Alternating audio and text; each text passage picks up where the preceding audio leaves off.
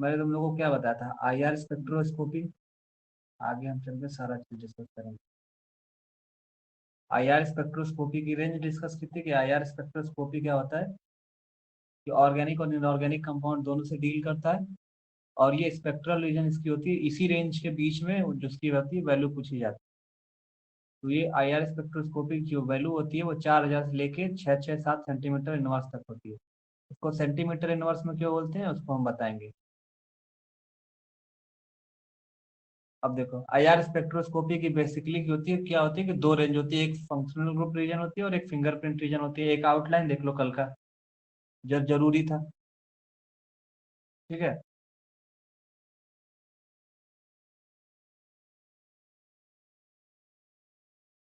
क्या मैसेज कर रहे हो तुम लोग? और तेज, हाँ तेज बोलेंगे, अभी तो रुक जाओ पहले।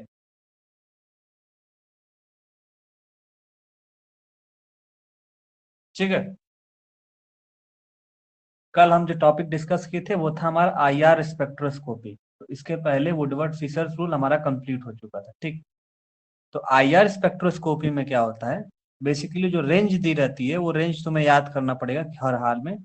वो रेंज जब याद कर लोगे तुम, तो बेसिकली इस पे हमको बताया था कि दो तीन क्वेश्चन पूछे जाते हैं जो सबसे जरूरी होते हैं। एक तो तुम्हारा मैच द कॉलम आता है 6 नंबर में। तो आईआर स्पेक्ट्रोस्कोपी का एक क्वेश्चन रहेगा और एक क्वेश्चन रहेगा वुडवर्ड फिशर्स रूल का। तो कल वाले वीडियो में हम बताए थे, तो एक बार इसको रिवीजन करा देते कि क्या था आईआर स्पेक्ट्रोस्कोपी के अंदर। तो आईआर स्पेक्ट्रोस्कोपी को हम वाइब्रेशनल स्पेक्ट्रोस्कोपी भी बोलते हैं। वाइब्रेशनल अभी हम बताएंगे एक एक कंडीशन कैसे वाइब्रेट होती है, कपलिंग उसकी कैसे हो रही है, कैसे वो डिपेंड कर रहा है सारा चीज। लेकिन जो मेन था, जो हमें क्वेश्चन के लिए जरूरत पड़ेगी सॉल्व करने के लिए, एक तो थियरी होता है। तो थियरी पोर्शन तो समझाना ही होता है, लेकिन अगर तुम्हें अगर थियरी पोर्शन इन केस अगर नहीं आ रहा है, तो बेसिकली दो तीन पॉइंट्स जो की पॉइंट्स जो कल के हमारे थे, वो रेंज याद कर लो, ये याद कर लो, तो आराम से हम तैयार करा सकते हैं और कोई भी वैल्यू तुम आराम से कर सकते हो। तो स्पेक्ट्रोस्कोपी जो डील्स करती है, जिसकी स्पेक्ट्रल रीजन कितनी होती है, 4000 से लेके और 667 सेंटीमीटर इनवर्स तक होती है, उसको बोलते हैं आईआर स्पेक्ट्रोस्कोपी या वाइब्रेशनल स्पेक्ट्रोस्कोपी। तो जाहिर सी बात है, इसके पहले जो वुडवर्ड फिशर रूल्स का जो रेंज पढ़े थे तुम लोग, तो वो रेंज अलग अलग कॉन्सेप्ट का रेंज था भाई उसका जब भी था। तो जब भी उसमें देखो तो सिस होमो एनुलर और हेट्रो एनुलर में क्या क्या था, तो एक में हमारा था 253 और 214 था, तो उसकी बात अलग है। यहाँ पे क्या होता है कि फंक्शनल ग्रुप होता है और फिंगरप्रिंट रीजन होता है। तो फंक्शनल ग्रुप का जो रीजन का जो रेंज होता है वो 4000 से लेके 1500 सेंटीमीटर इनवर्स तक होता है। और फिंगरप्रिंट रीजन का जो वैल्यू होती है, या बताओगे कि जो इसकी रेंज होती है, फ्रीक्वेंसी होती है, इसको फ्रीक्वेंसी से मेनली हम मेजर करते हैं। तो इसकी फ्रीक्वेंसी होती है 1500 से लेके 600 667 सेंटीमीटर इनवर्स तक होती है। अब भाई जब 20 आईआर स्पेक्ट्रोस्कोपी होगा तो पूरा बताओगे कि कहोगे सर स्पेक्ट्रल रीजन की जो 4000 से लेके और जो 1500 तक की है, उसको उसको हम क्या बोलते हैं, फंक्शनल ग्रुप रीजन बोलते हैं। और जो स्पेक्ट्रल रीजन की 15 मतलब जो 1500 से 600 667 तक है, उसको हम बोलते हैं फिंगरप्रिंट रीजन। एक और टॉपिक तुमको हम बताए थे कि बेसिकली हमको इसको तीन पार्ट में डिवाइड कर देते हैं, किसको, आईआर स्पेक्ट्रल रीजन को। तो आईआर स्पेक्ट्रल रीजन में क्या होता है कि 1500 से लेके 667, ये वाली जो रीजन होती है, लगभग 1500 से लेके 667 वाली, ये आईआर रीजन होती है। और फॉर अगर जाए और नियर आईआर के पास वाली और उससे दूर वाली, तो फॉर वाली क्या होती है, 50 सेंटीमीटर इनवर्स तक चली जाती है। और नियर वाली कितनी होती है, लगभग लगभग 12500 सेंटीमीटर इनवर्स तक होती है। ठीक है। तो ये तो कल तो जो तुम लोगों ने देखा था वो तो अलग ही थी। आज का जो तुम्हें देखना, ये वैल्यू तुम्हें याद करा था। ये कल की जो वैल्यू है तुम्हें बताया था कि इस वैल्यू की जरूरत पड़ेगी, इसको याद कर ले, तुम्हारी पूरी आईआर स्पेक्ट्रोस्कोपी आ जाएगी। और आईआर स्पेक्ट्रोस्कोपी को याद करने का एक ही तरीका क्या है, तुम्हें रटना तो पड़ेगा ही भाई इसको। देखो, कार्बन और hydrogen, carbon hydrogen carbon hydrogen यहाँ पे है, तो कार्बन हाइड्रोजन में जब ट्रिपल बॉन्ड रहेगा, इन केस में ये जब लगा रहेगा और ट्रिपल बॉन्ड के साथ अगर लगा हुआ रहेगा, तो इसकी जो वैल्यू होगी, जो फ्रीक्वेंसी होगी, लगभग लगभग 3300 होगी। फिर जो कार्बन जब ये डबल बॉन्ड रहेगा, डबल बॉन्ड से जब अटैच रहेगा, तो ये माइनस कर दो 2, तो ये 3100 होगा। एक को याद कर लो, बाकी में माइनस कर लो, ये आ जाएगा। तो एक जब सिंगल बॉन्ड रहेगा तो 3000 लगभग या 2900 के अप्रोक्स आएगा। ठीक है। इसको याद करना है, कार्बन कार्बन मैंने क्या बोलता है, जिसका बॉन्ड जिसका ज्यादा, बॉन्ड ऑर्डर जितनी ज्यादा, एक चीज बताऊंगा, बॉन्ड ऑर्डर जितना ज्यादा इस मतलब बॉन्ड ऑर्डर जितना ज्यादा होगा फ्रीक्वेंसी उतनी ज्यादा होगी। मतलब अगर जिसका बॉन्ड मतलब ट्रिपल बॉन्ड है, सिंगल बॉन्ड है, डबल बॉन्ड है, तो ट्रिपल बॉन्ड वाले के फ्रीक्वेंसी हमेशा कम होगी। फ्रीक्वेंसी बोलो या सेंटीमीटर इनवर्स, कोई इसको फ्रीक्वेंसी में हम इसमें कैलकुलेट करते हैं। मैंने क्या बताया था कि इसको याद कर लेना बेसिक, सबसे ज्यादा जरूरी होता है इसको याद करना। Acid chloride, acid and chloride, ester हो गया, एल्डिहाइड हो गया, कीटोन हो गया।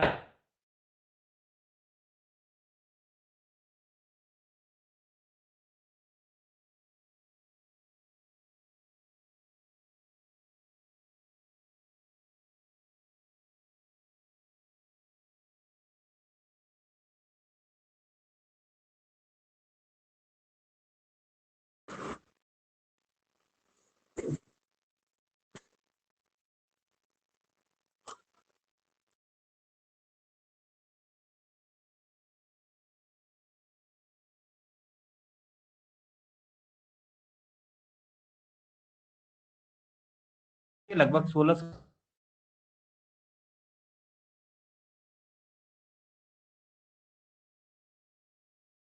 सर आपकी वॉइस नहीं आ रही है।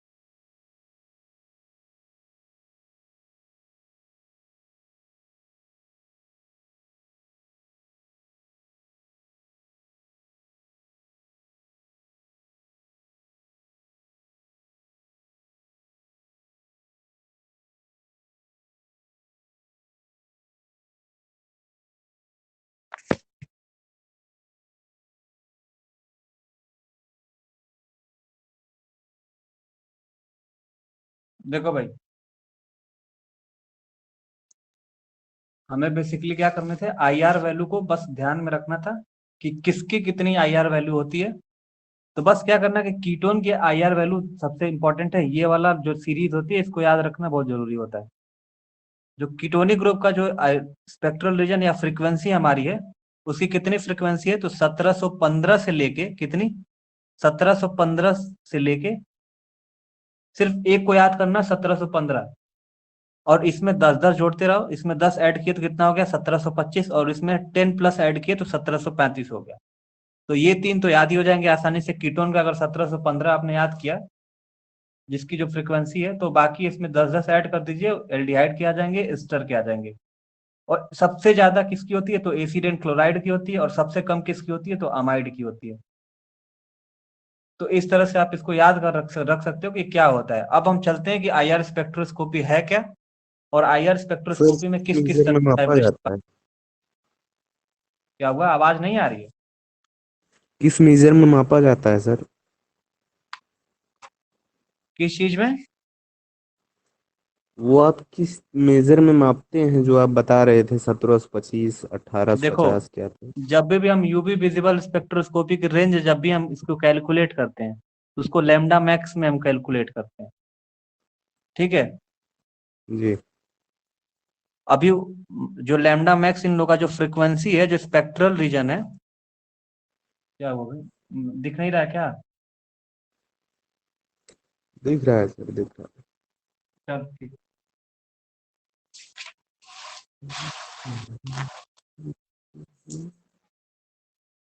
अब देखो आईआर स्पेक्ट्रोस्कोपी होती क्या है।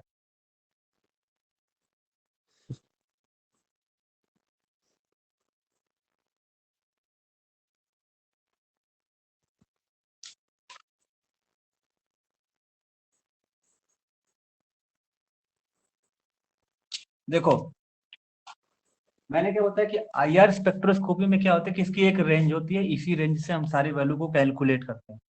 मतलब भाई, जब भी किसी की स्पेक्ट्रोस्कोपी में बेसिकली तुम्हें पढ़ना ही क्या रहता है कि जिसकी जिसकी रेंज होती है उसकी वैल्यू, मतलब जो करना रहता है, उसके वैल्यू को लर्न कर लो, उसको निकालना होता है, यही काम होता है इसके अंदर। वैल्यू अगर नहीं याद है तो स्पेक्ट्रल रीजन या किसी की भी निकल, ये मतलब ऐसा नहीं होता है कि मैथमेटिकल है कि तुम कैलकुलेट कर लो, नहीं, इसको तुम्हें याद ही करने पड़ते हैं कि इसकी रेंज क्या होती है क्या नहीं होती है। तो वुडवर्ड फिशर्स रूल में तो बस एक सिंपल फंडा था पहले वाले में कि भाई 215 253 हो गया, सेकंड वाले में तो मैं अल्फा बीटा लगाया, सारा चीज आ गया। इसके अंदर भी बस वही सिंपल सिंपल चीज यही है कि एक को याद करो, बाकी सब आसानी से याद हो जाएंगे, बस थोड़ा बहुत उसके नियर अबाउट तुम्हें आना चाहिए। क्या होना चाहिए? नियर अबाउट उसके सारी वैल्यू तुम्हें आनी चाहिए। अगर नियर अबाउट नहीं पता है तो फिर वो सॉल्व करने में दिक्कत होगी। अब इसका जो रीजन है क्या है, आई आर स्पेक्ट्रोस्कोपी की, तो बेसिकली हम इसके दो हिस्से को कैलकुलेट करते हैं, एक ऑर्गेनिक पोर्शन को कैलकुलेट करते हैं और दूसरा हमारा होता है इनऑर्गेनिक के लिए होता है, इनऑर्गेनिक मॉलिक्यूल के लिए। ऑर्गेनिक में हम बेसिकली क्या कैलकुलेट करते हैं, तो फंक्शनल ग्रुप रीजन को हम, या फंक्शनल ग्रुप किसी पे लगे हैं तो उसको हम कैलकुलेट करते हैं। तो लगभग लगभग फंक्शनल ग्रुप की जो रेंज होती है, आपको हम पहले ही बताए थे क्या थी रेंज, तो आपको पता ही है। एक होती है तुम्हारी ऑर्गेनिक की जो फंक्शन, कुछ फंक्शनल ग्रुप जो एक्सेप्शन होती है उसकी रेंज होती है 450 से लेके 4000 सेंटीमीटर इनवर्स तक, और इनऑर्गेनिक की जो रेंज होती है वो लगभग होती है 300 से लेके और 4000 सेंटीमीटर इनवर्स तक। अभी बताएंगे, इसको याद रखने की जरूरत नहीं है, जिसको याद रखने की जरूरत होगी उसको हम बताएंगे कि ये इंपॉर्टेंट है, इसको याद करके रखे रहना, ठीक है। बेसिकली अब तुम लोग, हम एक दिन बताए थे कि ये आगे चल के क्या होती है कि बेसिकली 3 पार्ट में डिवाइड हो जाती है। वो 3 पार्ट वाला तो तुम्हें हम बताया था ना, ये वाला देखो, ये नियर अबाउट हमारा आई आर की रेंज क्या है, आई आर तक रेंज क्या है, और ये इसको भी याद रखने की अभी फिलहाल में जरूरत नहीं है, याद रखने वाला हम बताएंगे कौन सा याद रखना है, बस समझो। आई आर की रेंज जो होती है बेसिकली होती है 667 से लेके 15,000 1500 तक, और इसके जो पास वाले जो होती है इधर, वो लगभग 12,500 के आसपास होती है, लेकिन इससे जो फॉर वाली होती है आई आर से जो इधर चली जाती है वो 50 सेंटीमीटर तक होती है। तो बेसिकली होता क्या है कि इन सारे स्पेक्ट्रोस्कोपी का काम क्या है, बस कुछ नहीं करना है, एक रेंज को कैलकुलेट करना है, उसको कैलकुलेट करने के बाद उसको बताना, जहां भी स्ट्रक्चर दिखे उसकी रेंज को कैलकुलेट करना है। उसको कैसे करना है कैसे नहीं करना है वो अभी अब आगे चल के हम बताएंगे कैसे नहीं करना है। अब बात करते हैं, देखो जो ये मिडिल स्पेक्ट्रोस्कोपी थी ना, जो ये 3 पार्ट में डिवाइड थी ऐसे करके, ऐसे थी, एक फॉर वाली थी और एक हमारी थी कौन सी, नियर वाली जो थी। इसमें क्या थी बेसिकली, मिडिल वाले को ही हम पढ़ा जाता है पूरी टोटली, इसको, ये मिडिल वाले को ही हम पूरे सेकेंड ईयर में पढ़ते हैं, मिडिल वाले स्पेक्ट्रोस्कोपी की, ठीक है। तो एक वाले में क्या होता है कि फिंगरप्रिंट रीजन होता है, और दूसरा वाला हमारा क्या होता है, फंक्शनल ग्रुप रीजन होता है। तो इस दोनों स्पेक्ट्रोस्कोपी में मिडिल वाले को पढ़ते हैं, और मिडिल वाले में दो रीजन होती है, एक फिंगरप्रिंट रीजन होती है, फिंगरप्रिंट रीजन होती है, और दूसरा होता है फंक्शनल ग्रुप रीजन। तो जब फिंगरप्रिंट रीजन और फंक्शनल ग्रुप रीजन में कौन सा पढ़ते हैं, तो आगे चल के हम इसको फंक्शनल ग्रुप वाले रीजन को हम पढ़ते हैं, ठीक है। अब इसकी कंडीशन क्या है वो देख लो, क्या कंडीशन है इसकी।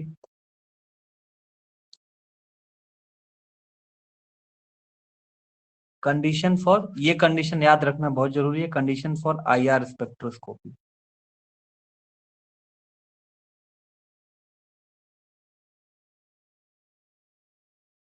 पहला क्या होता है कि आई आर जो स्पेक्ट्रोस्कोपी होती है,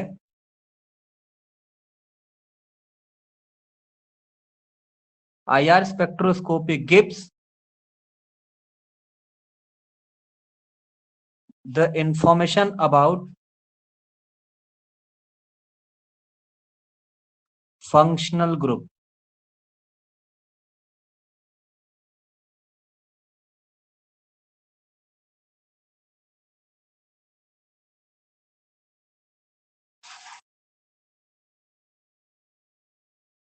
देखो पहला कंडीशन इससे क्या है कि condition of I R spectroscopy, I R spectroscopy होते क्या, तुमने देखा कि इसमें बेसिकली दो रीजन होते हैं, अगर मोटा मोटा याद करो तो, एक होती है फिंगरप्रिंट रीजन, एक होती है फंक्शनल ग्रुप रीजन। हमें पूरे ऑर्गेनिक सेकेंड ईयर में लगभग लगभग फंक्शनल ग्रुप को पढ़ना है। फिर उसकी कंडीशन, पहली कंडीशन ये होती है कि आई आर स्पेक्ट्रोस्कोपी हमें क्या इन्फॉर्मेशन देती है, उसमें कौन सा फंक्शनल ग्रुप प्रेजेंट है और कौन सा फंक्शनल ग्रुप उसमें एब्सेंट है। अगर उसमें प्रेजेंट है तो उसकी जो फ्रीक्वेंसी होगी वो कितनी होगी, तो पहली कंडीशन ये देखते हैं। दूसरी होती है हमारी IR स्पेक्ट्रोस्कोपी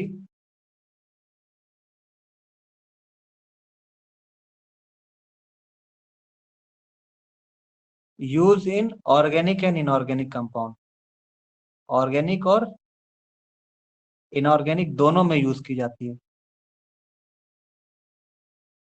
कहने का मतलब क्या है कि वो सॉलिड वाला भी उतना ही देगी रेंज, लिक्विड वाला भी उतना ही देगी रेंज, और गैस वाला भी उतना ही देगी।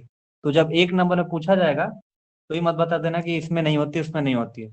हम दोनों में, हम तीनों में IR स्पेक्ट्रोस्कोपी का जो रेंज होता है हम तीनों में कैलकुलेट करते हैं।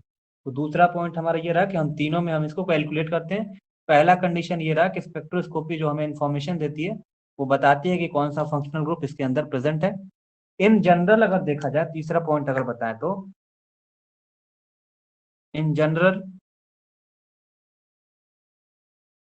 KBr सॉलिड जैसे NaCl2 हो गया, सॉल्वेंट जैसे हो गया, इस तरह के NaCl सॉल्वेंट हो गए, ये जो भी सॉलिड वगैरह हो गया, ये सारे स्पेक्ट्रोस्कोपी में यूज होते हैं, आर यूज इन स्पेक्ट्रोस्कोपी। तो जनरल KBr सॉल्यूशन हो गया, सॉलिड हो गया, या NaCl का कोई सॉल्वेंट हो गया, तो ये हमारे क्या होते हैं कि स्पेक्ट्रोस्कोपी में डिटेक्ट करने के लिए काम आते हैं। ये कंडीशन है। बस खाली तुम लोग जान लो कि क्या होता है कंडीशन में, क्या निकाला जाता है क्या नहीं निकाला जाता है। याद रखने वाला जो जरूरी पॉइंट होगा वो हम बताएंगे कि किसको याद रखना है। IR स्पेक्ट्रोस्कोपी में बस उसको डिफाइन कर दोगे कि वो जिसमें फिंगरप्रिंट रीजन और फंक्शनल ग्रुप रीजन होता है, जो भी पहले वाले लेक्चर में जितना भी था, उसको बोलते हैं IR। बिल्कुल एकदम सिंपल में उसको समझाएं, उसमें आसानी से तैयार हो सकता है। अभी कंडीशन देखना है, और आज जो सवाल कराएंगे उसका कुछ एक तुम्हें बताएंगे, ट्रिक होता है ना।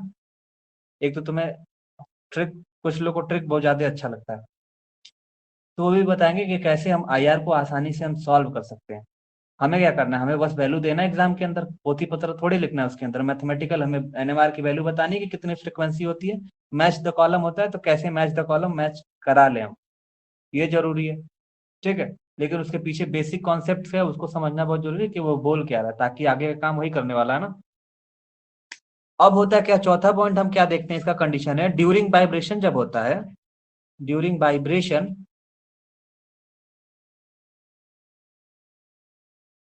परमानेंट डायपोल,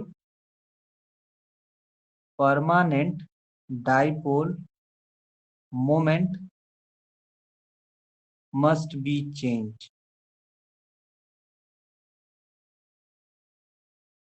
मैंने क्या बोला, देखो पहला वाला पॉइंट हमारा था कि जब IR स्पेक्ट्रोस्कोपी हमें क्या बताता है कि कौन सा फंक्शनल ग्रुप है। फिर मैंने बोला कि IR स्पेक्ट्रोस्कोपी ऑर्गेनिक का भी देता है, ऑर्गेनिक इनऑर्गेनिक की दोनों की रेंज देती है, दोनों को कैलकुलेट करते हैं। ये बताया कि इन जनरल में KBr यूज होता है और NaCl का सॉल्वेंट यूज किया जाता है स्पेक्ट्रोस्कोपी के अंदर। और जब वाइब्रेशन होता है, तो जब वाइब्रेशन के दौरान क्या होता है कि कुछ डायपोल मोमेंट चेंज होते हैं।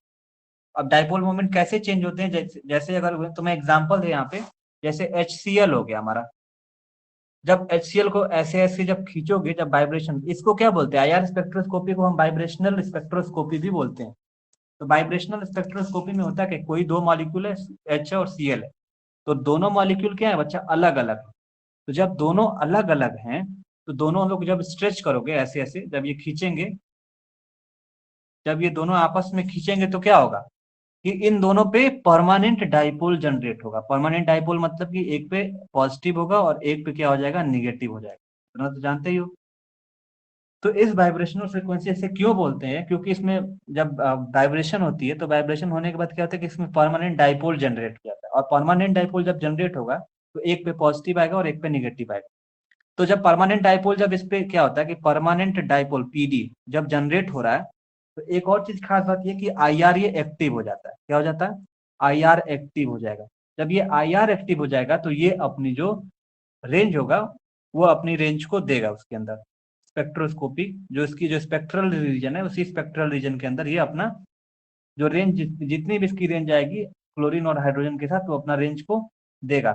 अगर इन केस अगर यहीं पे देखा जाए, अगर ऑक्सीजन मॉलिक्यूल है, डबल बॉन्ड O2 मॉलिक्यूल है, डबल बॉन्ड ऑक्सीजन मॉलिक्यूल है, तो ये क्या होगा, देखो जो ये O2 मॉलिक्यूल है, जब इन दोनों को खींचते हो तो ये क्या होता है कि एक तो ये मॉलिक्यूल की जो मॉलिक्यूलर वेट देखा जाए क्लोरीन और हाइड्रोजन की, तो क्लोरीन की ज्यादा होती है, तो एक्चुअली में ये खींच रहा है, वाइब्रेशनल फ्रीक्वेंसी कर रही है। ये जो वाइब्रेशन जब इसका होगा, तो ये क्या होगा कि जैसे आप इसको इसको ऐसे खींचेंगे ना, ऐसे ऑक्सीजन को ऐसे ऐसे खींचने वाले हैं, तो क्या कर रहा है, वाइब्रेशनल फ्रीक्वेंसी तो हो रही है इसके अंदर, लेकिन हो क्या रहा है इसके अंदर, प्लस और माइनस जनरेट नहीं होगा, मतलब यहाँ पे माइनस होगा तो यहीं पे माइनस भी जनरेट होगा, तो ये परमानेंट डाइपोल नहीं है। फिर से ध्यान देना, ये परमानेंट डाइपोल नहीं है, पीडी नहीं है ये, क्योंकि पीडी क्यों, क्योंकि दोनों एक बराबर खींच रहे हैं, एक बराबर जब खींचेंगे तो ये ना इसके ऊपर पॉजिटिव नेगेटिव मतलब नहीं आ रहा है, डाइपोल जनरेट ही नहीं हो रहा है वाइब्रेशन के कारण, जब परमानेंट डाइपोल होना जरूरी है इसके अंदर। तो जब इसके अंदर जब परमानेंट डाइपोल हो ही नहीं रहा है तो ये क्या हो जाएगा, आई आर इनएक्टिव हो जाता है, क्या हो जाता है, आई आर इनएक्टिव मॉलिक्यूल हो जाता है। ठीक है, तो जब भी हम देखेंगे इसमें आई आर एक्टिव मॉलिक्यूल के ही रीजन, स्पेक्ट्रल रीजन के जो भी जो स्पेक्ट्रल सीरीज की जो भी रेंज होगी, जितनी भी फ्रीक्वेंसी होगी इसके अंदर आपको दिखेगी। ठीक है, तो कंडीशन आपने जाना, फिर परमानेंट डाइपोल किस में होता है किस में नहीं होता ये आपने जाना। ठीक है, आई आर एक्टिव किसे बोलते हैं किसे नहीं बोलते हैं, और डाइपोल मोमेंट अगर जनरेट हो रहा है तो क्या जनरेट हो रहा है, एक पे पॉजिटिव हो रहा है तो एक पे निगेटिव जनरेट हो रहा है। इतना क्लियर है सबको, फिंगरप्रिंट रीजन, फंक्शनल रीजन ये भी क्लियर होना चाहिए कि फंक्शन ये क्या होती है। अब देखो क्या होता है कि types of fundamental vibration mode क्या होते हैं। अब ये तो जान गए भाई कि किस किस तरह के वाइब्रेशन होता है इसके अंदर, तो dipole moment, permanent dipole moment generate होता है। तो वाइब्रेशन कितने तरह की होती है इसमें, और कौन कौन सी वाइब्रेशन होती है,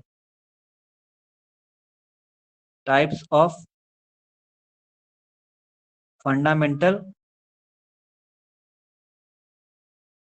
वाइब्रेशनल मोड।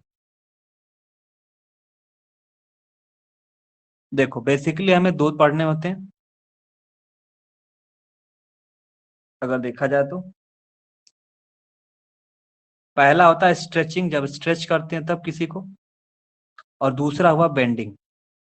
इतना तो आप जानते हो, एक को बेंड कर दे एक को स्ट्रेच कर दे, कोई स्प्रिंग लो ऐसे ऐसे स्ट्रेच कर दो, और स्प्रिंग जो कुछ भी है बेंडिंग हो, तो बेंड कैसे होगा, जब जाहिर सी बात है अगर कमजोर होगा, बेंड करने में ज्यादा एनर्जी लगती है कि स्ट्रेच करने में ज्यादा एनर्जी लगती है। तो कोई भी स्प्रिंग अगर लेते हो, जगह से यहाँ पे स्प्रिंग है, इसको फिक्स करो ऐसे ऐसे ऐसे, यहाँ से ए हो गया और यहाँ पे हमारा बी हो गया, और यहाँ पे कोई स्प्रिंग है ए और बी करके,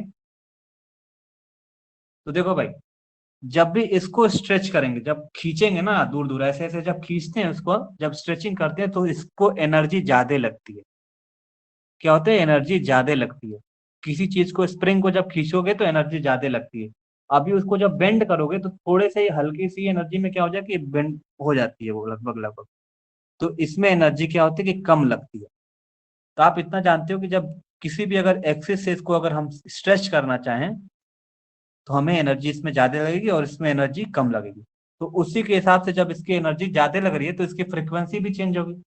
तो स्ट्रेचिंग वाले जितने मॉलिक्यूल होंगे उसकी फ्रीक्वेंसी कम लगेगी, और जो बेंडिंग वाले होंगे उसमें एनर्जी, सॉरी स्ट्रेचिंग वाले में फ्रीक्वेंसी मतलब एनर्जी ज्यादा लगेगी और बेंडिंग वाले में एनर्जी कम लगेगी, तो इसकी फ्रीक्वेंसी भी चेंज होगी, ये फ्रीक्वेंसी भी डिफर करने वाली है। अब स्ट्रेचिंग में बेसिकली हमें दो तरीके दिखते हैं, एक एसिमेट्रिक होता है और एक सिमेट्रिक होता है। एक क्या होता है, सिमेट्री होती है, सिमेट्री तुम लोग सिमेट्रिकल पढ़ के आए हो फर्स्ट ईयर में, और एसिमेट्री भी होती है, एसिमेट्रिकल भी होती है। तो बस तुम्हें ध्यान दो, ये पीछे का रीजन है कि कोई पूछेगा तो ये ना कि बता ना पाओ कि क्या होती है यार स्पेक्ट्रोस्कोपी में, क्या रीजन होती है, क्या फंडामेंटल उसके वाइब्रेशन क्या होते हैं, और उसकी जो कंडीशन होती है वो क्या होती है। जो याद रखने वाले पॉइंट्स हैं उसको हम बताएंगे, उसमें क्या याद करना है। तो इसको पहले समझो, सिमेट्रिकल और एसिमेट्रिकल में क्या होता है इसके अंदर। तो सिमेट्रिकल से आप समझते हो, जैसे कोई एग्जाम्पल लेते हैं, कार्बन यहाँ पे लेते हैं, हाइड्रोजन इसके ऊपर हाइड्रोजन लेते हैं, और यहाँ पे देखो ये ऐसे रहा आपका हाइड्रोजन, और एक ये अंदर की तरफ गया ये हाइड्रोजन। तो जब इसको इधर खींचते हैं इसको इधर खींचते हैं, ठीक है, दोनों को बराबर बराबर, जब सिमेट्री में क्या होता है कि दोनों को हम बराबर बराबर में खींचते हैं तो वो सिमेट्रिकल शो होती है। कोई मैसेज किया, क्या मैसेज किया, समिति या समिति, हाँ गुड। और जो एसिमेट्रिकल होता है बच्चा, इसी एग्जांपल को लेते हैं एसिमेट्रिकल में, तो एसिमेट्रिकल में हाइड्रोजन यहाँ पे, फिर से यहाँ पे हाइड्रोजन है, और नीचे हमारा रहा हाइड्रोजन यहाँ पे, और ये रहा H। तो एसिमेट्रिकल में रीजन में क्या होता है कि एक इधर खींच रहे हैं तो इधर हमारा ये जो हमारा बॉन्ड होता है इधर ये घिसक के आता जाता है, तो ये एसिमेट्रिकली शो करता है। सिमेट्री में क्या होता है कि दोनों को हम स्ट्रेच करते हैं, तो दोनों जब स्ट्रेचिंग होती है तो दोनों स्ट्रेचिंग होती है ऊपर की तरफ, तो बराबर स्ट्रेचिंग होती है। इसमें क्या होती है, बराबर इसकी ज्यादा हो जाती है ये इसकी ज्यादा होती है और इसकी कम हो जाती है। तो दोनों जब बराबर नहीं रहेंगी तो उसको बोलेंगे एसिमेट्रिकल स्ट्रेचिंग इसकी होती है। और इसकी जो होती है क्या होती है, वो सिमेट्रिकल स्ट्रेचिंग होती है। एनर्जी किस में ज्यादा होती है, तो इसकी स्ट्रेचिंग के अंदर ज्यादा होती है, बेंडिंग के अंदर एनर्जी कम लगती है। जब कम लगेगी तो फ्रीक्वेंसी भी कम होगी। ठीक है। अब जाहिर सी बात है, स्प्रिंग जितनी तेज से स्ट्रेचिंग करोगे, जितनी तेज से एनर्जी जितना ज्यादा दोगे, उतनी तेज वो अपने आप को वाइब्रेट करेगी। जब वाइब्रेट करेगी तो उसका जो स्पेक्ट्रल रीजन होगा उतना ही ज्यादा वो ऊपर की तरफ भागेगा। अब बात करते हैं इसके अंदर, तो ये भी बेसिकली दो पार्ट में डिवाइड रहता है। ठीक है। एक प्लेन में होता है बेंडिंग, एक प्लेन में बेंड कर सकते हो ऐसे, और एक आउट ऑफ प्लेन में इसको बेंड कर सकते हो। आउट ऑफ प्लेन में इसको बेंड कर सकते हो, एक प्लेन में बेंड कर सकते हो और एक आउट ऑफ प्लेन में इसको बेंड कर सकते हो। तो प्लेन में हम क्या कर सकते हैं कि सीजरिंग कर सकते हैं, सीजरिंग कर सकते हैं इसके अंदर। सीजरिंग अगर बोलो, सीजरिंग बोल सकते हो इसके अंदर। और आउट ऑफ प्लेन में आप क्या कर सकते हो, ट्विस्टिंग कर सकते हो। बेसिकली हमें ट्विस्टिंग ही करते हैं और वेजिंग करते हैं इसके अंदर, वैगिंग बोलते हैं इसको। तो जब सीजरिंग करोगे ना बच्चा, इसका एग्जांपल बताते हैं हम सीजरिंग कैसे करते हैं। जैसे कोई मॉलिक्यूल है इसके अंदर, कोई भी, जैसे कि हमारे पास यहाँ पे हो गया कार्बन, और कार्बन के ऊपर यहाँ पे हो गया हाइड्रोजन। अगर यहाँ पे यहाँ पे डाल दो, यहाँ पे हाइड्रोजन हो गया। वही एग्जाम्पल है, यहाँ पे हो गया हाइड्रोजन और एक ऐसे हो गया हाइड्रोजन। तो जब भी हम इसमें क्या करेंगे, सीजरिंग करेंगे। सीजरिंग करेंगे मतलब कि ये वाला भी ये वाला आपस, जब इसको हम काटते हैं तो दोनों बराबर बराबर कटेंगे। सीजरिंग में क्या करते हो, सीजर बराबर कटती है। तो इस वाले रीजन में क्या होगा कि जब भी सीजरिंग होगी इसके अंदर, इसके अंदर बेंडिंग के अंदर बेसिकली दो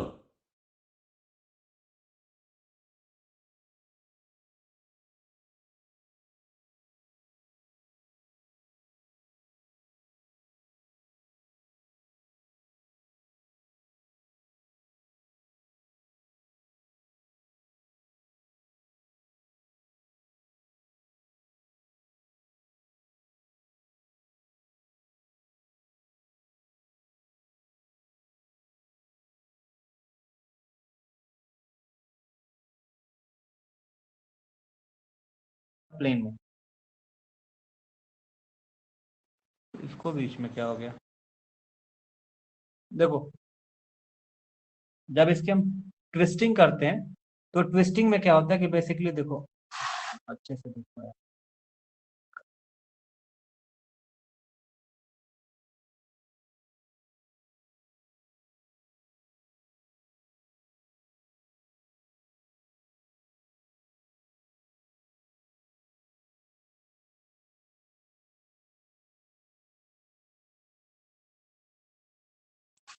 देखो ये है, जब इसके अंदर हम ट्विस्टिंग करते हैं तो ट्विस्टिंग करने पे क्या होता है कि एक जो हमारा होता है इसके अंदर वैगिंग और ट्विस्टिंग क्या होती है। तो वैगिंग में क्या होता है कि सपोज दैट ये पॉजिटिव है, ये पॉजिटिव है, और इसको मान लेते हैं पॉजिटिव और नेगेटिव। तो इसके अंदर क्या होता है कि दोनों ऊपर की तरफ, जब दोनों को कर सकते हो तो दोनों यहाँ पर ऊपर की तरफ जाएंगे, और ये क्या हो जाएगा, एक ऊपर और एक नीचे ऐसे होंगे, ऊपर और नीचे ऐसे होंगे, और दोनों ये बराबर बराबर ऐसे वाइब्रेशनल करेंगे, मतलब वाइब्रेशन करेंगे ऐसे ऐसे। और एक जो होंगी ये वाली जो हमारी जो ट्विस्टिंग होती है, तो ट्विस्टिंग के अंदर क्या होगा कि एक ऊपर ऐसे नीचे चलेंगे, ऊपर नीचे होगा। तो ये जो हमारी होगा, जो वाइब्रेशनल का मोड होगा, वो ऊपर नीचे ही होने वाला है इसके अंदर। अब देखो,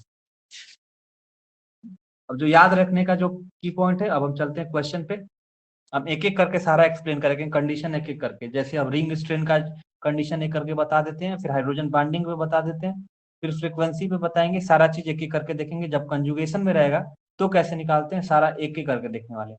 तो सबसे पहले जो तुम्हें याद रखने की जो जरूरत है, सीजरिंग भी बता दिया। सीजरिंग वाले में क्या होता है कि सीजरिंग में जैसे करोगे क्या, ये जहाँ सीजरिंग बता दीजिए, ठीक है। ये हुआ ऐसे, हाइड्रोजन है, ये हाइड्रोजन है, यहाँ पे ये हाइड्रोजन है बाहर की तरफ, और ये भाई चारों की तो ऐसे कर देते हैं, ये अंदर की तरफ हाइड्रोजन। तो सीजरिंग में क्या होगा कि जब इसको यहाँ से काटेंगे, सीजर एक बराबर चलती है ना, तो ये एक बराबर कटेगी। सीजरिंग में क्या होगा कि एक बराबर कोई भी चीज कटेगी तो एक बराबर कटेगी। चलो सीजरिंग को छोड़ो, अब यहाँ पे आओ। देखो फिर से ध्यान से सुनना, आप क्वेश्चन कराएंगे इसके ऊपर, आसानी से तुम लोग का हो जाएगा। ये हमारा क्या है, एस्टर। जिसकी जो वैल्यू होती है 1735 से लेके 1750, उसको रखने की, याद रखने की कोई जरूरत नहीं फिलहाल यहाँ पे। अमाइड की जो वैल्यू होती है, अमाइड की जो वैल्यू होती है वो 1650 होती है। ये एक अलग होती रेंज होती है, 1600 के पास हो जाती है। इसको ध्यान देना, अमाइड जहां पे देखोगे NH2 जहां पे दिखेगा मतलब उसकी 1600 के आसपास होगी। जरूरी नहीं है कि ये 1650 ही और 1680 ही हो, बस इसके रेंज में कर सकते हो। अब 1600 तुम 40 भी कर सकते हो इसको, 1635 भी कर सकते हो इसको, 1600 कुछ भी दे देगा, कुछ भी दे देगा, 1600 के आसपास देगा, मतलब 1600 से 1700 के बीच में दे सकता है अप्रॉक्स में। इसमें कोई एग्जैक्ट वैल्यू नहीं लिखनी होती है, एग्जैक्ट वैल्यू नहीं दी रहती। तो तुम्हें एक अप्रॉक्स वैल्यू तुम्हें याद करनी है। कीटोन की याद कर लो 1715, इसमें प्लस 10 ऐड कर लो तो 1725 हो जाएगा, तो एल्डिहाइड का हो जाएगा। और 1725 में प्लस 10 ऐड कर लो तो ये क्या हो जाएगा, लगभग एस्टर का हो जाएगा। और ये हमारा क्या, एसिड एंड क्लोराइड का है। तो स्क्रीनशॉट इसका लेके इसको याद कर लेना। अब हमें आते हैं क्वेश्चन पे कि क्वेश्चन आते कैसे हैं और करना कैसे है। का ट्रिक भी बताते हैं और इसका फंडामेंटल जो तरीका है उसको भी हम बताते हैं कि कैसे कर। एग्जाम में जो क्वेश्चन पूछे गए हैं वो देखो, हम क्या करेंगे कि जो इसकी थियरी होगी उसको क्वेश्चन के हिसाब से ही कराते जाएंगे। जैसे अब रिंग स्ट्रेन का कराएंगे और हाइड्रोजन बॉन्डिंग कराएंगे। बाकी जो कंजुगेशन का होगा तो कंजुगेशन में जो भी हमारी जो वाइब्रेशनल स्पेक्ट्रोस्कोपी होगी उसके साथ एक्सप्लेन करेंगे। ठीक है, ऐसे नहीं कि पूरा थियरी पहले हो जाए, और थियरी पहले हो जाए उसके बाद वो तो हच पच हो जाएगा, मजा नहीं आएगा। तो तुम एक काम करो कि जो थियरी है उसका थियरी पहले पढ़ेगे, उसका क्वेश्चन भी सॉल्व कर लो तो आसानी से हो जाएगा। ठीक है, अब तुम्हें बताते हैं पहला जो होता है टॉपिक या कॉन्सेप्ट या पहला तरीका बोलो रिंग स्ट्रेन पे।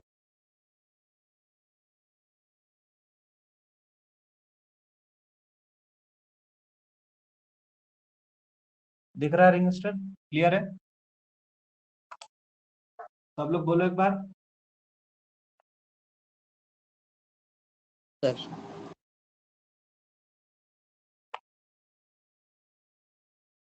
टाइप करो चैट बॉक्स में। सर क्लियर है।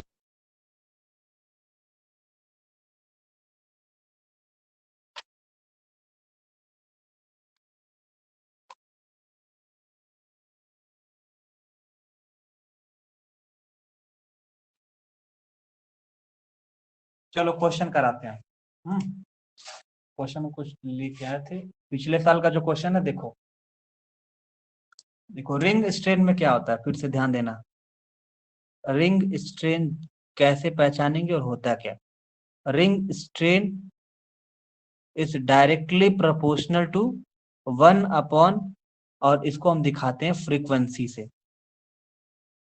ये फॉर्मूला याद रखना। याद क्या रखना है कि जब रिंग स्ट्रेन मतलब कि जितना बड़ा रिंग होगा, मैंने कल बताया था कि जितना बड़ा, फिर से ध्यान देना, जितना बड़ा तुम्हें रिंग दिखेगा, जितना बड़ा, यहीं से क्लियर है कि जितना बड़ा रिंग दिखेगा उतना छोटी फ्रीक्वेंसी।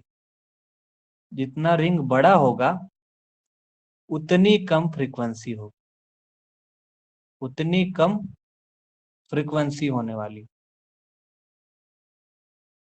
तो जितना बड़ा रिंग होगा उतनी ही कम फ्रीक्वेंसी होने वाली है।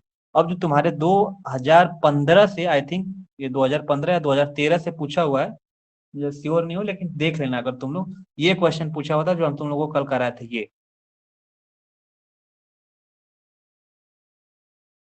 ये था, ऐसे था,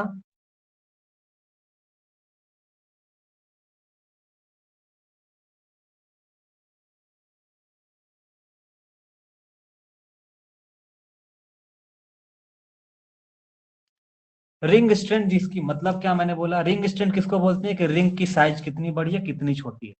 तो मैंने क्या बताया कि जितना बड़ा रिंग होगा, जितना रिंग बड़ा होगा, मतलब जितना बड़ा रिंग होगा उतनी फ्रीक्वेंसी कम होगी। तो मैं क्या दिख रहा है कि देखो ये सब क्या हमारे दिख रहे हैं, ये सब क्या है, ये तीनों हमारे एल्डिहाइड है लगभग। ये ए हो गया, बी हो गया और सी हो गया, ये एल्डिहाइड है। और ये हमारे क्या होते हैं, एस्टर होते हैं। तो फिर से ध्यान से देखना, एस्टर में हमेशा 2 ऑक्सीजन मिलेंगे। एस्टर में हमारा क्या होगा कि 2 ऑक्सीजन दिखेंगे। एस्टर में हमें हमेशा क्या दिखेंगे, 2 ऑक्सीजन दिखेंगे बच्चा, ठीक है। और बाकी हमारे क्या है, एल्डिहाइड है। तो मैं तुम लोग को जो क्या कल बताया था कि अब यहाँ पे देखो, एल्डिहाइड का जो रेंज होता है वो 1725 होता है और 1735 के आसपास में होती है। और जो एस्टर की वैल्यू होती है वो 1735 के ऊपर होती है। तो तुम्हें क्या यहाँ पे दिख रहा है कि एस्टर का हम जो सर याद किए हैं वो हमारी होती है 1700 से 3500 से लेकर 1735 से 1740। और जो एल्डिहाइड की होती है इससे 10 माइनस कर दो, एल्डिहाइड की जो वैल्यू होती है 10 माइनस कर दो, कितनी हो जाएगी, मान लो 1725 हो गई। तो जो इसके हिसाब से तुम वैल्यू नोट कर लो कि पहले ही एल्डिहाइड की होती है। 1750 हो गया। एस्टर में क्या कुछ भी रेंज में, इसी के रेंज में वैल्यू रहेगी, तो एग्जैक्ट कभी नहीं होती है, ये तुम्हें दिया रहेगा। 1750। 1735 से लेके 1750 तक कुछ भी कैलकुलेट कर लिख सकते हो उसके अंदर, तो ऊपर ही रहना चाहिए 1735 के और 1750 के बीच में। तो हमने क्या किया, इसको 1740 कर दिया एस्टर को। अब 1740 तो इसका हो गया एस्टर का सबसे ज्यादा। बाकी इन तीनों में क्या करेंगे, तो जो 1725 लेके 1735 में कोई भी वैल्यू लिख डालो। तो कैलकुलेट कैसे करेंगे, अब जब इस क्वेश्चन को तुम देखोगे तो कैलकुलेट कैसे करोगे, कहोगे सर जितना बड़ा रिंग होगा उतना कम फ्रीक्वेंसी। मतलब अब मामला फंसा है इन तीनों में। तो ये हमारा क्या होगा कि 5 कार्बन का है, ये हमारा कितना 6 कार्बन का है, ये हमारा क्या है 4 कार्बन का है। तो सबसे ज्यादा कार्बन का कौन सा है, तो ये 6 कार्बन की है, तो उसकी सबसे कम फ्रीक्वेंसी होगी। मतलब जितना बड़ा रिंग उतनी कम फ्रीक्वेंसी। तो इन तीनों में सबसे कम फ्रीक्वेंसी किसकी होगी, तो 6 कार्बन वाले की होगी। तो 17, इसकी कितनी होती है 1725 से स्टार्टिंग होती है, तो इसका स्टार्टिंग वैल्यू लिख दो 1725। ठीक है, 1725 लिख डाला। फिर अब इसमें सर ये 5 कार्बन का है, ये 4 कार्बन का है, तो ये ज्यादा है, तो ज्यादा कार्बन का है तो इसकी फ्रीक्वेंसी, मतलब ज्यादा कार्बन का तो ज्यादा बड़ा रिंग, और बड़ा रिंग तो इसकी कम फ्रीक्वेंसी, तो इससे तो कम ही लिखनी भाई, ये इससे तो अब ज्यादा ही लिखेंगे ना। भाई सबसे बड़ा रिंग तो सबसे कम फ्रीक्वेंसी, फिर उससे जो हमारा है बड़ा रिंग है तो ये हमारा है, तो इसके लिख दो 1728 कर देते हैं। मतलब फ्रीक्वेंसी बढ़ती जाएगी, रिंग छोटा होता जाएगा तो फ्रीक्वेंसी बढ़ती जाएगी। और जो सबसे छोटा वाला है तो इसकी सबसे ज्यादा होगी, तो 4 कार्बन की है तो सबसे ज्यादा होगी। तो ये तो रिंग इसकी छोटी है लेकिन फ्रीक्वेंसी ज्यादा होगी, तो इसकी फ्रीक्वेंसी कर लो 1730 कर लो। अब तुम्हें ये अरेंज करना है असेंडिंग और डिसेंडिंग ऑर्डर में, तो अरेंज नहीं कर लोगे कौन छोटा है कौन बड़ा है। ये हमारा ए बी सी और डी करके है तीनों। तो सबसे बड़ा कौन सा है, तो सी वाला है। ठीक है, उससे उससे बड़ा कौन सा है, तो ये जो रेंज है उससे याद कर लो, तो 1730 वाला है, तो हमारा डी हो गया। फिर उसके बाद कौन आता है हमारा, तो सब ए वाला हो गया, तब लास्ट में सबसे क्या है बी वाला। तो इजी है कि नहीं है, ये टफ कहाँ है, बस खाली वो वैल्यू याद कर लो तो इसको कैलकुलेट करना आसान हो जाएगा। तो रिंग स्ट्रेंथ टॉपिक डाल के और ये थोड़ा सा छोटा में लिख देना कि जितना बड़ा रिंग होगा उतनी कम फ्रीक्वेंसी होगी, जितना ज्यादा कार्बन होगा उतना बड़ा रिंग होगा, जितना बड़ा रिंग होगा उतनी कम फ्रीक्वेंसी होगी। ये क्लियर है सबको।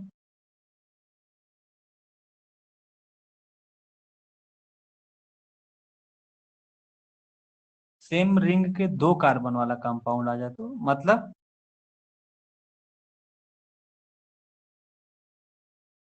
COOR। अरे भाई सेम रिंग में 2 कार्बन वाला कंपाउंड, कार्बोक्सिलिक एसिड का एग्जांपल तुम्हें हम बताए थे ना यहाँ पे, कहाँ गया, कि वो रेंज तुम्हें याद करनी पड़ेगी। देखो कार्बोक्सिलिक एसिड एस्टर में क्या है, अमाइड में क्या है, कीटोन में क्या है, एल्डिहाइड में क्या है, एस्टर में क्या है, और अब क्लोराइड में क्या है, ये सारा चीज। और तुम्हें एक और एग्जांपल लेते हैं, देखो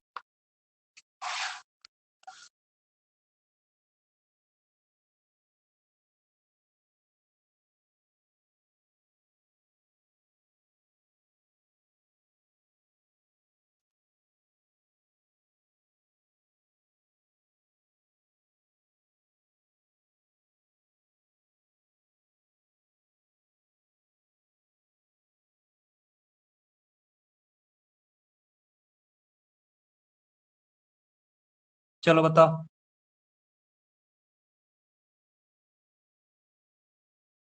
चलो भाई बताओ तुम लोग।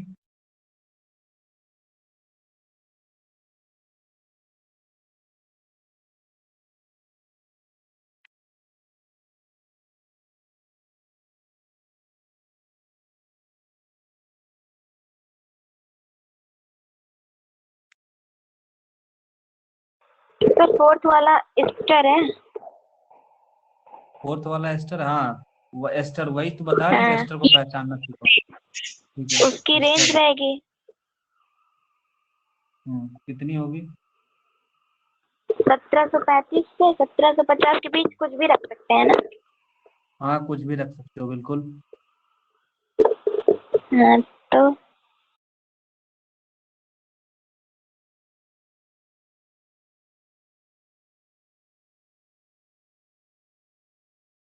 और बाकी सब सर एसिड क्लोराइड है।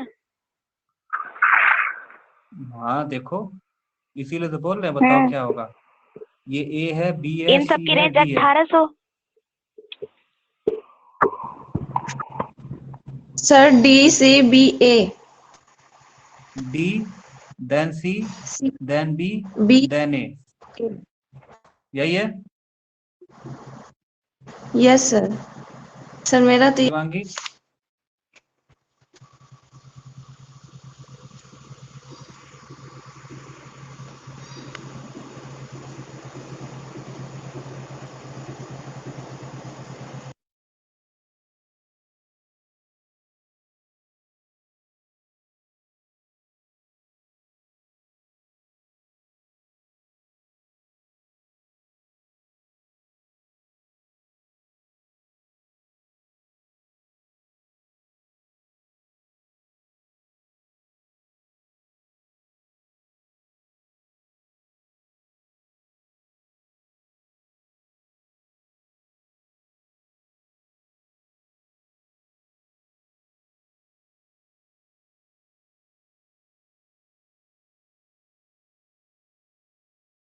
एल्डिहाइड नहीं, ये हमारा क्या है, CH2, और ये रहा हमारा CH3।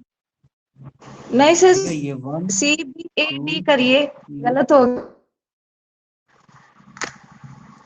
तुम लोग सॉल्व करके फटाक से बताओ सर 2 मेरा मिनट के फिक्स अंदर। करिए। ये हो जाएगा।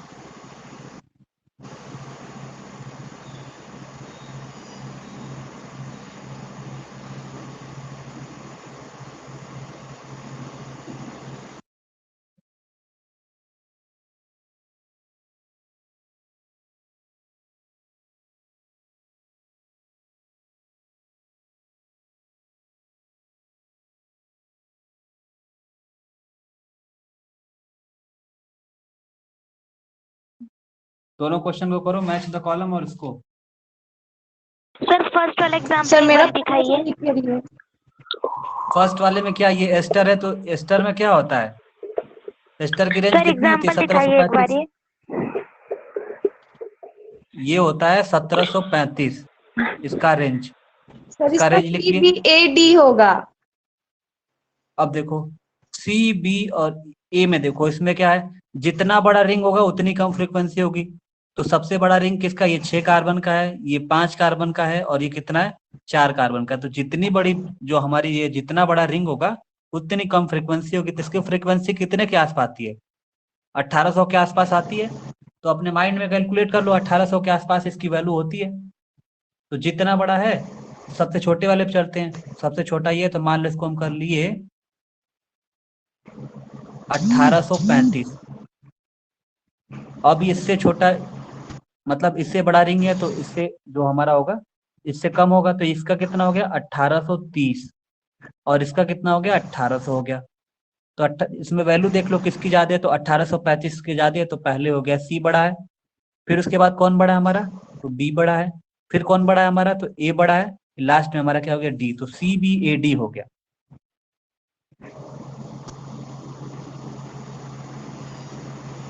मैच द कॉलम करो, इसमें कौन किसका होगा।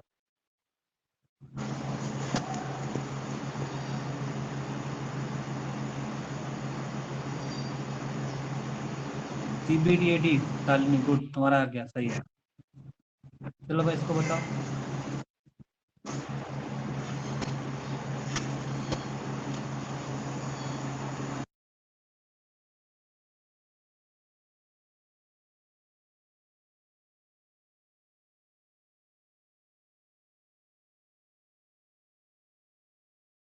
ये क्या है, CH3 सर पहला CH2 C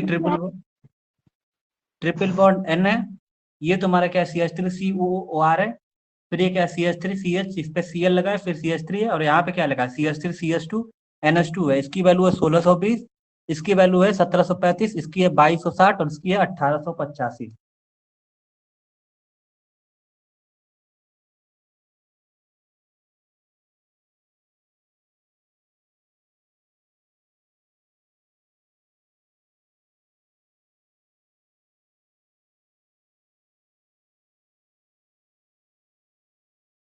सर फर्स्ट का सी होगा। किसका? फर्स्ट का सी। फर्स्ट का। फर्स्ट का सी, ठीक है। और फिर सेकंड का बी। सेकंड का बी। हाँ। और थर्ड का डी। थर्ड का डी, और लास्ट वाले का फर्स्ट। ठीक है। इसके कुछ क्वेश्चन दिए जाएंगे, तुम लोग करके दिखाना, ठीक है।